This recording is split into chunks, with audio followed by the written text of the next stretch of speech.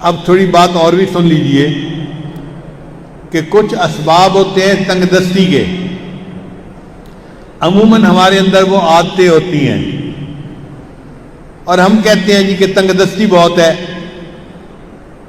ہمیں چاہیے کہ جن چیزوں سے تنگ دستی ہوتی ہے ان اعمال کو چھوڑ دیں۔ پہلا عمل،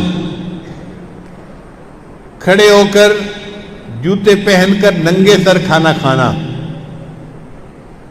آج کل شادیوں میں، دعوتوں میں ایک عام سی بات ہے، جوتے پہنے ہوتے ہیں، ننگے سر ہوتے ہیں اور کھڑے ہو کے کھانا کھاتے ہیں۔ اس سے اللہ تعالیٰ رزق میں تنگی فرما دیتے ہیں۔ دوسری بات، بیت الخلاء میں باتیں کرنا۔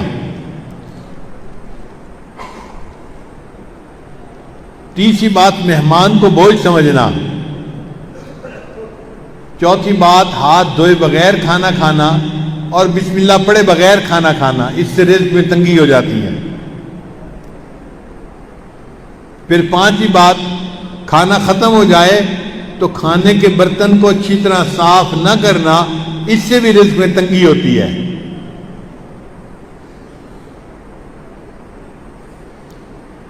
پھر چھٹی بات، مسجد میں دنیا کی باتیں کرنا۔ پھر ساتویں بات، مانگنے والے فقیر کو جھڑکنا۔ بھئی آپ کے پاس کچھ نہیں ہے دینے کے لیے تو محبت سے اس کو کہہ دیں کہ بھائی آگے چلے جاؤ، جھڑکی نہ دیں۔ کئی لوگ اس فقیر غریب سمجھتے ہوئے اس کو جھڑکنا شروع کر دیتے ہیں، تجھے کہا نہیں، تو نے سنا نہیں، جاتا کیوں نہیں؟ تو فقیر کو جھڑکنے سے خود بندہ رزق کی تنگی میں مبتلا ہو جاتا ہے۔ پھر ساتواں عمل، مغرب کے بعد بلا عذر کے سو جانا۔ عشاء کے بعد سونا چاہیے۔ مغرب کے بعد اگر بیماری ہے یا عذر ہے تو اور بات ہے، پھر اجازت ہے۔ اگر عذر نہیں تو مغرب کے بعد سونے کی عادت ہی بنانی چاہیے۔ پھر 10واں عمل جس سے رزق تنگ ہو جاتا ہے، بغیر عذر کے نماز قضا کر دینا۔ فجر نہیں پڑھتے، ظہر نہیں پڑھتے، عصر نہیں پڑھتے، مغرب نہیں پڑھتے، باتوں میں لگے رہے، نماز قضا ہو گئی۔ پھر 11واں عمل جس سے رزق میں تنگی آتی ہے، جھوٹ بولنا۔ اور آج کل تو جھوٹ بولنے کی ابتدا ماں باپ بچے سے ہی کر دیتے ہیں۔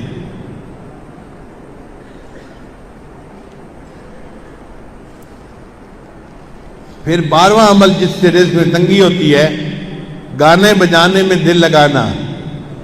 گانے پسند ہوتے ہیں تو آپ دیکھیں گاڑیوں میں ہر وقت ٹوں ٹوں ہوتی رہتی ہے، گانے لگے ہوئے ہوتے ہیں، میوزک لگی ہوتی ہے۔ پھر 13واں عمل جس سے رزق میں تنگی آتی ہے، اولاد کو برا بھلا کہنا۔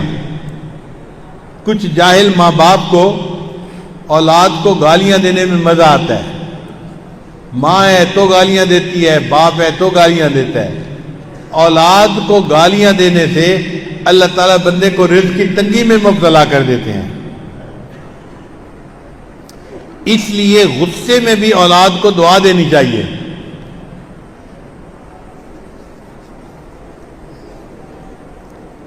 چنانچہ ایک صاحب اپنا واقعہ سنانے لگے کہ میں بہت شرارتی تھا اور گھر والوں کو میں نے تنگ کیا ہوا تھا۔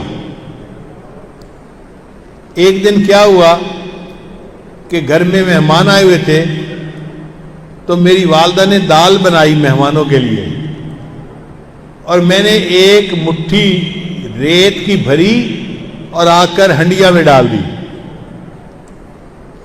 اب جب مہمان کھانا کھانے لگے تو دال کے اندر ریت تھی، تو کھانا تو نہیں کھایا جاتا نا، تو مہمانوں کو بھی پریشانی ہوئی اور گھر والوں کو بھی پریشانی ہوئی۔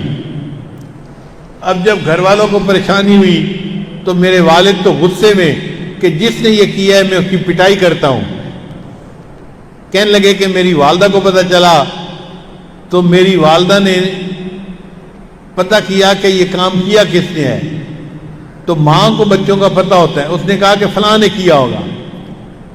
مجھے پکڑ کے لایا گیا اور مجھے پوچھا گیا کہ کیا تم نے یہ حرکت کی، سالن کے اندر تم نے ریت ڈالی، تو امی کے سامنے میں نے اقرار کر لیا، ہاں امی یہ شرارت میں نے کی تھی۔ کہنے لگے کہ یہ شرارت کا جب میں نے اقرار کیا تو غصے میں میری ماں نے مجھے کہا، اچھا تو نے مہمانوں کو تکلیف پہنچائی اور سالن کے اندر تو نے ریت ڈالی، اللہ تعالیٰ تجھے حرم کا امام بنا دے۔ تو وہ کہتے ہیں کہ اللہ نے میری ماں کی دعا کو قبول کر لیا اور آج اللہ نے مجھے دونوں حرم کا امام بنا دیا۔ یہ واقعہ کس کا تھا؟ قاری سدیس کا تھا جو حرم کے امام ہیں۔ انہوں نے اپنی زندگی کا واقعہ سنایا کہ میں نے یہ حرکت کی تھی، میری والدہ نے مجھے بد دعا دینے کی بجائے دعا دی تھی، بیٹا اللہ تجھے حرم کا امام بنا دے، اور آج میری ماں کی دعا قبول ہوئی اور اللہ نے مجھے حرم کا امام بنا دیا۔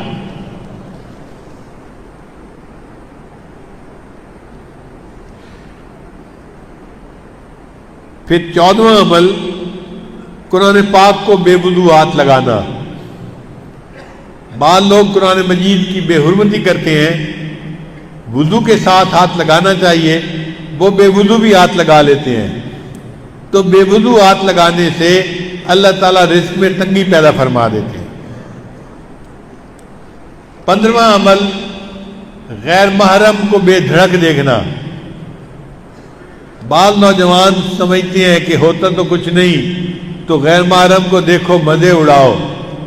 تو غیر محرم کو دیکھنے سے اللہ تعالیٰ بندے کو رزق کی تنگی میں مبتلا فرما دیتے ہیں۔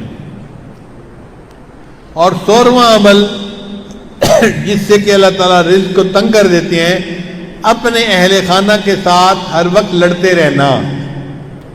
یہ گناہ آج کے دور میں عام ہو گیا ہے۔ جس گھر میں دیکھو خامد بیوی پہ برس رہا ہے اور بیوی بھی چپ نہیں کرتی، آگے سے کوئی نہ کوئی جواب دیتی رہتی ہے، اس نوک جھونک کے بدلے اللہ تعالیٰ رزق کی تنگی میں مبتلا کر دیتے ہیں۔